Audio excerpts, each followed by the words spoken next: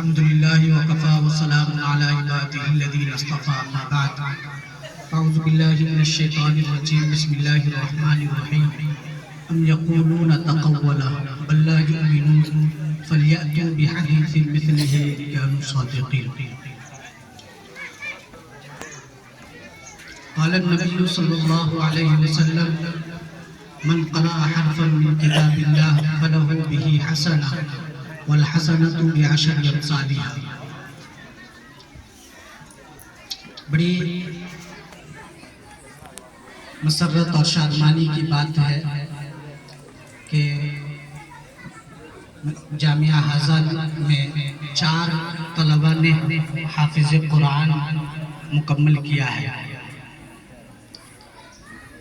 ہم ان چاروں بچوں کو مبارکباد دیتے ہیں کہ ایک بڑی کتاب کلام الہی کو آپ نے اپنے سینہ میں محفوظ رکھا ہے.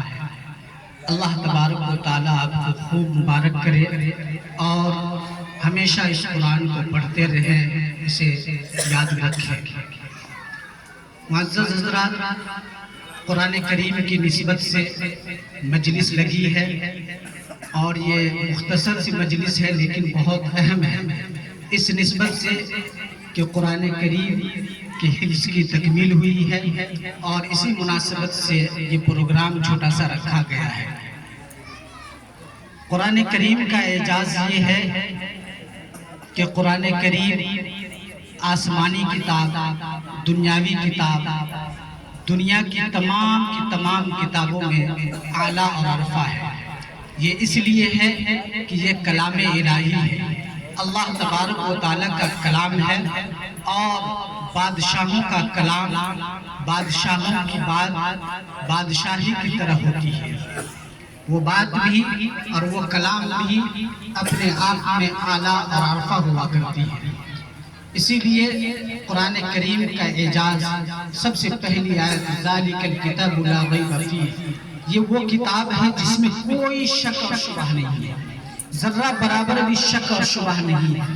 جب قرآن کریم نازل ہونے لگی، کفار و مشرکین طرح طرح کے اعتراضات کرنے لگے اور بہت طرح کی کہ آقا صلی اللہ علیہ وسلم جادو کرتے ہیں اور وہ ان کے ماننے والے پاگل ہو گئے ہیں. تو قرآن کریم نے آیت نازل کیا. اللہ تبارک و تعالیٰ نے فرمایا کہ اگر تم اسی طرح کی کوئی آیت لا دو تو دیکھیں. اور کفار و مشرکین یہاں تک کہنے لگے کہ یہ تو بیکار اور بیہودہ بات کرتے ہیں، من گھڑت بات کرتے ہیں، اپنی طرف سے بات کرتے ہیں. ام یقولون تقولا بل لا یؤمنون، یہ لوگ ایمان اور یقین نہیں رکھتے ہیں جو یہ کہتے ہیں کہ اپنی طرف سے من گھڑت باتوں کو پیش کرتے ہیں. قرآن نے چیلنج کیا اور کہا فَلْيَأْتُوا بِحَدِيثٍ مِثْلِهِ إِن كَانُوا صَادِقِينَ، اگر تم اپنے بات میں سچے ہو تو اس طرح کا کلام لا کر کے دکھاؤ. اور آگے بڑھ کر کے چیلنج کیا قُلْ لَئِنِ اجْتَمَعَتِ الْإِنسُ وَالْجِنُّ عَلَىٰ أَن يَأْتُوا بِمِثْلِ هَٰذَا الْقُرْآنِ، کہ اگر تم اپنے بات میں سچے ہو تو تم تمام کے تمام انسان ایک جگہ بیٹھ جاؤ، تمام جنات بیٹھ جائیں اور پھر اس کے بعد یہ کوشش کرو کہ اس طرح کی مثال لے آؤ. آگے قرآن نے ایک مرتبہ اور چیلنج کیا وَإِن كُنتُمْ فِي رَيْبٍ مِّمَّا نَزَّلْنَا عَلَىٰ عَبْدِنَا فَأْتُوا بِسُورَةٍ مِّن مِّثْلِهِ وَادْعُوا شُهَدَاءَكُم مِّن دُونِ اللَّهِ إِن كُنتُمْ صَادِقِينَ. اپنے آقاؤں اور خدا کو بھی بلا، بت پرستی جو کرتے ہو ان تمام کے تمام جس کی پوجا کرتے ہو ان کو بھی بلا لو، اور اگر تم شک کرتے ہو تو اس طرح کی کر کے بتلاؤ، ایک صورت پیش کر دو، ہم تمہیں مان جائیں گے. ابو الولید عتبہ ابن ربیعہ کو تمام کے تمام کفار و مشرکین نے آقا صلی اللہ علیہ وسلم کی خدمت میں بھیجا اور کہا کہ جاؤ اور نبی کو سمجھاؤ کہ کسی طرح وہ اپنی بات پھیلانے سے رک جائیں. عتبہ ابن ربیعہ عربی کا بہت بڑا ماہر آدمی تھا.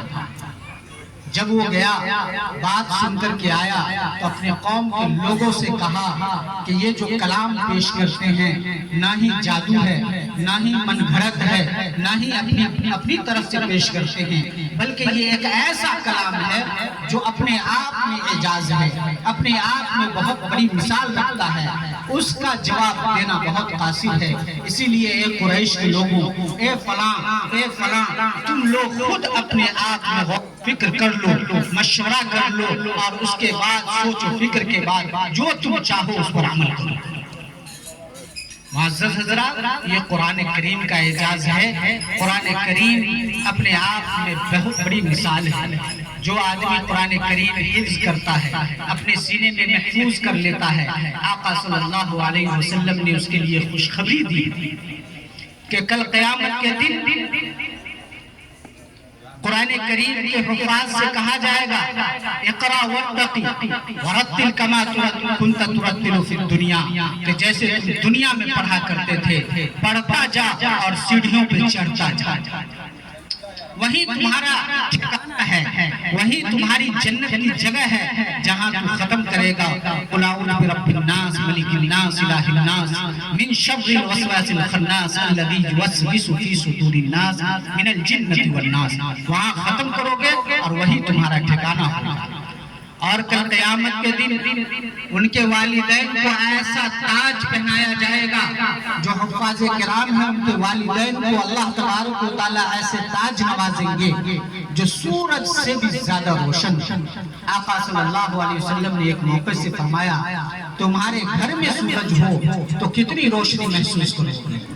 اور اس حفاظ کرام جو اپنے سینوں میں قرآن کریم کو حفظ کر کے مکمل کر کے انہیں یاد کیا ہے، ان کا مقام اور مرتبہ تو اللہ کے نزدیک اور ہی کچھ ہوگا۔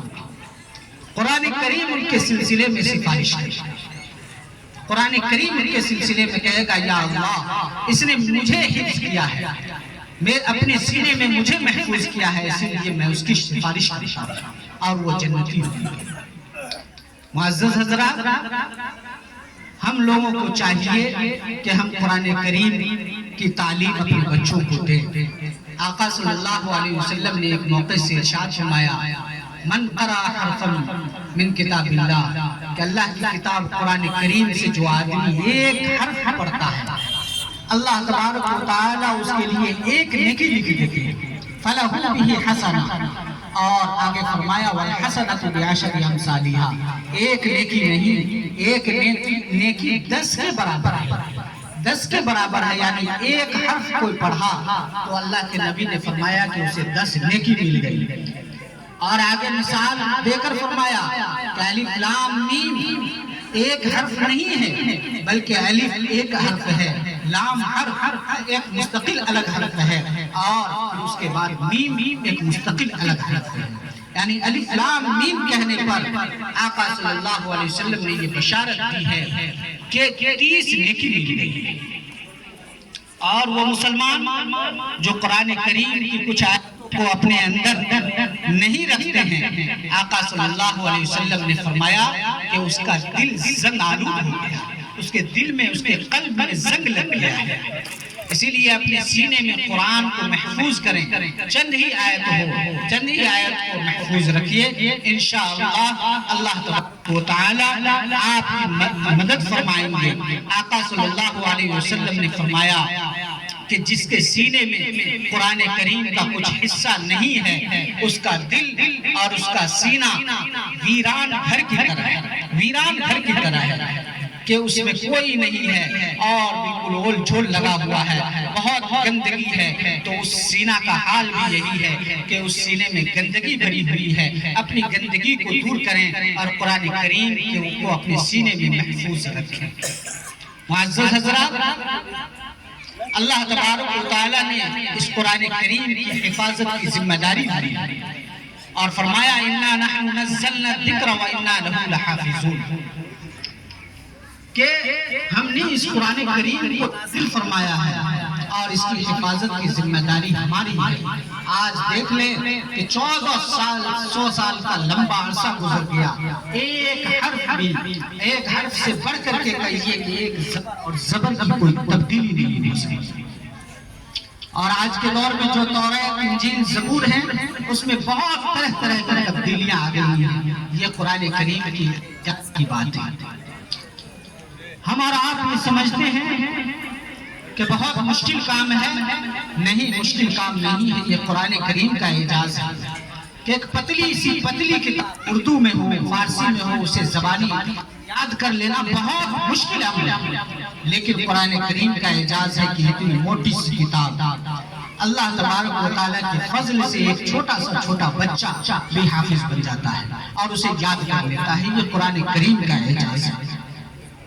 اسی لیے ہم اور آپ ان بچوں کو جو اپنے سینے میں قرآن کریم کو یاد کر کے محفوظ کیے ہیں، ان کے لیے دعائیں کریں، اور ایسے ادارے جو دینی علوم کی نسبت سے ہمارے اور آپ کے بچوں کو تعلیم و تربیت کا انتظام کر رہے ہیں اور اساتذہ پڑھا رہے ہیں، ان کی تمام کے تمام اخراجات پر بھی غور کریں، ان کا تعاون کریں، ان کی مدد کریں۔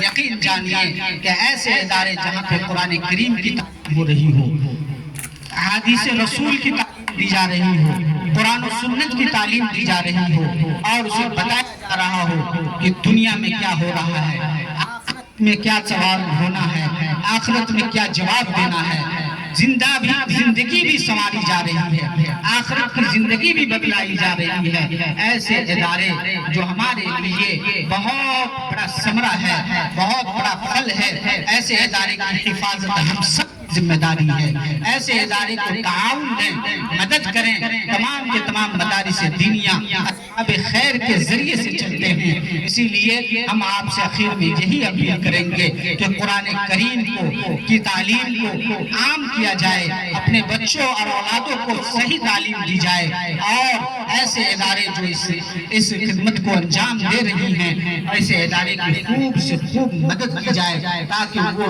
روزمرہ ترقی کر سکے۔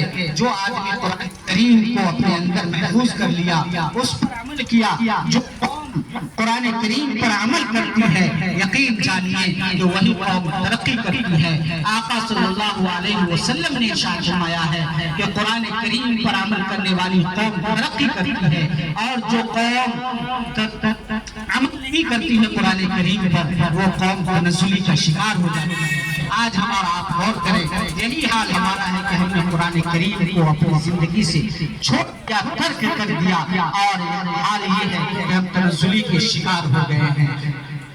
اسی لیے قرآن کریم کے پہلوؤں کو اپنائیں، قرآن کریم کے احکام کو اپنی زندگی میں لائیں۔ یقین جانیے کہ ہم اور آپ سرخرو ہوں گے، ترقی کریں گے۔ اللہ تبارک و تعالی ہم سب کو ان تمام باتوں پر عمل کرنے کی توفیق دے۔ آمین۔ وآخر دعوانا الحمدللہ رب العالمین۔